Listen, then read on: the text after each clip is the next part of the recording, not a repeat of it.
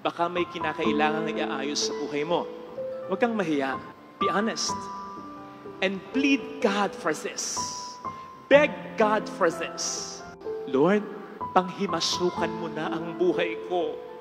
Ang pamilya ko, ang negosyo ko, ang trabaho ko, ang relasyon na kinasasadlakan ko, ang sitwasyon na kinaroroonan ko. Hindi ko na kaya ito once and for all. Lagyan mo ito ng pero to turn things around. Baguhin mo. Ayusin mo. Nagmamakaawa ako. Beg God for this.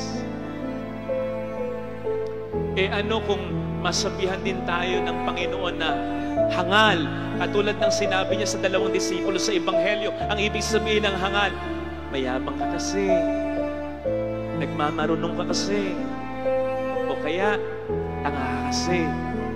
Ano kung sabihan tayo ng Panginoon ng ganyan? Kung sa mahabang panahon ay gano'n naman talaga, naging hangal tayo sapagkat dumipende tayo sa ating sarili, sa iba, sa pera, sa kakayanan natin. Hindi talaga natin kaya. Talagang darating ang punto na kakailanganin natin ang Panginoon. Ito na yun. Beg His presence in your life.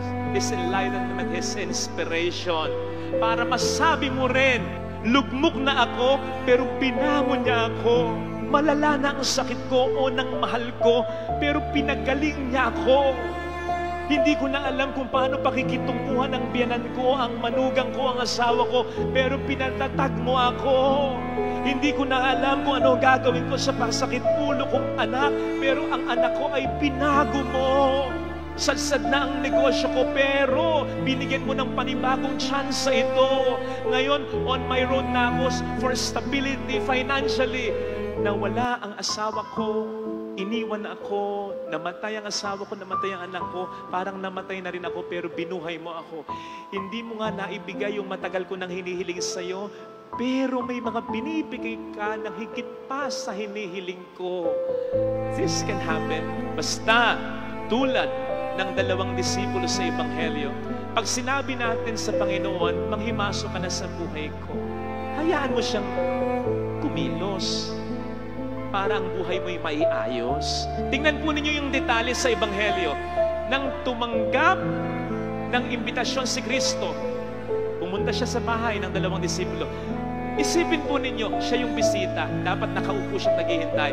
Pero parang siya yung umastang may-ari ng bahay. Siya yung kumuha ng tinapay, naghati ng tinapay at nagbigay.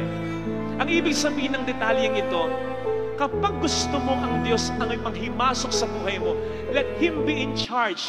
Let Him call the shots. Ayan mo siya. Ayan mo siya.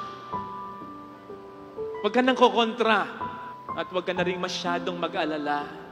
Actually, kaya ka masyadong nag-aalala, gusto mo pa rin kontrolin ang buhay mo eh. Hindi ko sinasabing huwag kang magpagamot. Hindi ko sinasabing huwag ka nang magtrabaho. Hindi ko sinasabing huwag ka nang kumilos. Ang sinasabi ko, magpagumot ka, kumilos ka, dumiskarte ka, but at the end of the day, magtiwala ka 100% na sa Lord, ikaw na ha, unang bahala. Sa gayon, ang sign na dapat na ganon, wala ka na dapat o konting-konti na lang ang iyong pag-alala. Kasi ibig sabihin, nag-aalala ka, may mga bagay pa rin na kinokontrol mo sa iyong buhay, nakadampi pa rin ang iyong mga kamay. Huwag!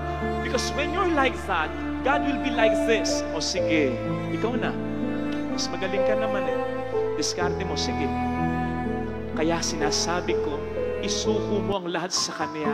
Sapagkat the moment you raise your hands like this, Lord, nagawa ko na yung parte ko. Ikaw naman. Doon siya mas kikilos sa iyong buhay. Para lagyan niya ng pero ang nangyayari sa buhay mo. Iwasan mong maglagay ng pero sa Lord, pero ganito, pero hayaan mo siya. Total naman napatunayan mo na wala kang magagawa kung wala siya. Ipagpasa Diyos mo nang talaga.